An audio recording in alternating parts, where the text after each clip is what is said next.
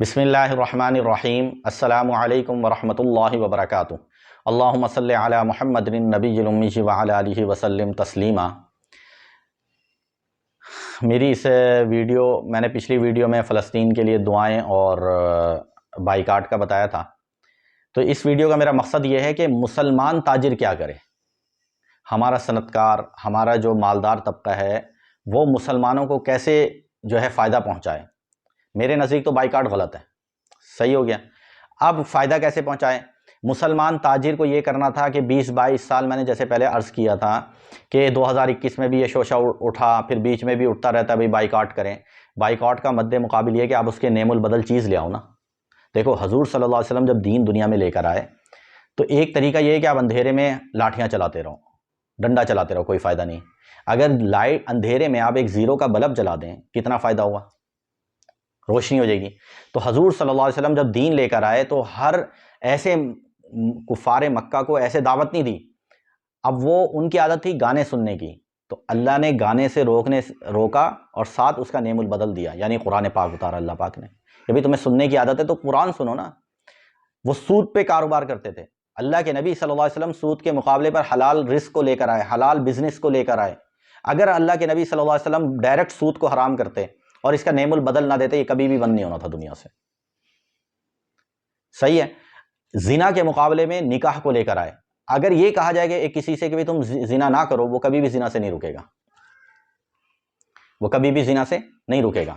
وہ کہے گا یار اس کا نیم البدل کیا ہے میرے پاس، تو اس کا نیم البدل نکاح ہے۔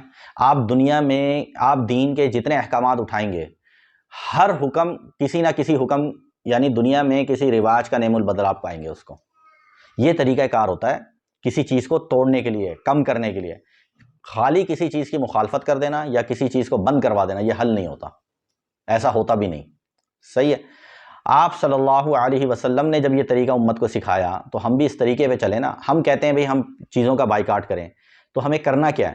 ہمارے مسلمان تاجر کو چاہیے تھا، صنعت کار کو چاہیے تھا، مالدار لوگوں کو جو بڑی ڈونیشن کرتے ہیں، ڈونیٹ کرتے ہیں، پیسے چیریٹی میں خرچ کرتے ہیں، انہیں چاہیے تھا کہ ایسی فیکٹریاں لگواتے ہیں، ایسی کمپنیاں قائم کی جاتی ہیں جو ان کا بدل ہوتی ہیں۔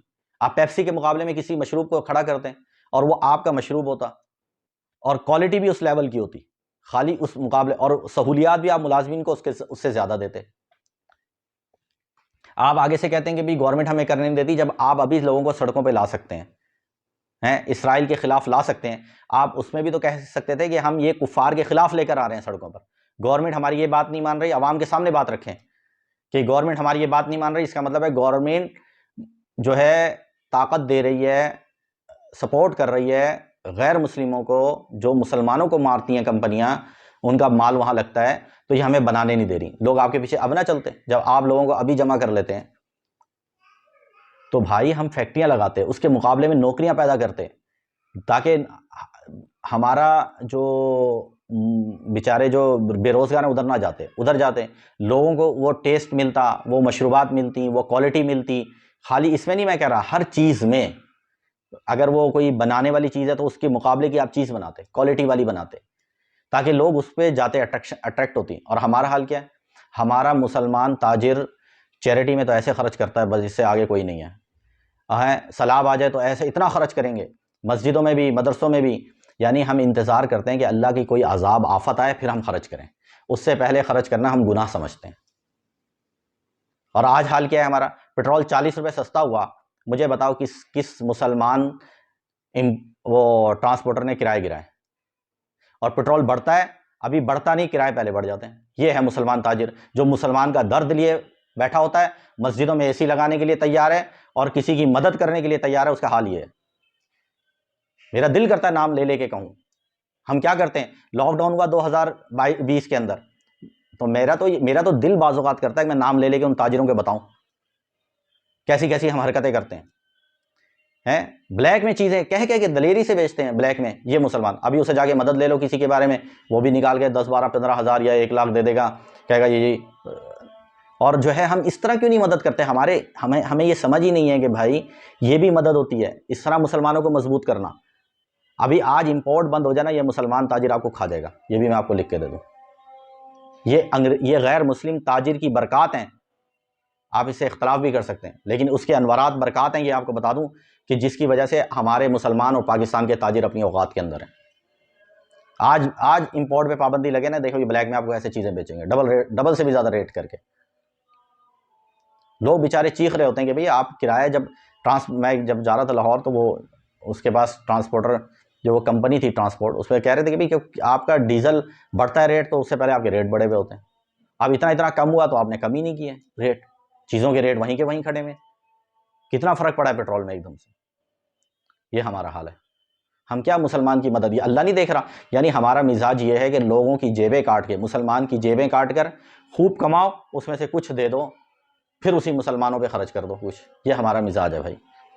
تو یہ اللہ دیکھ رہا ہے، صحیح ہے، یہ چلاکیاں، یہ مکاریاں اللہ دیکھ رہا ہے، یہ ہماری ہمدردی ہے مسلمانوں سے، کیا ہے یہ؟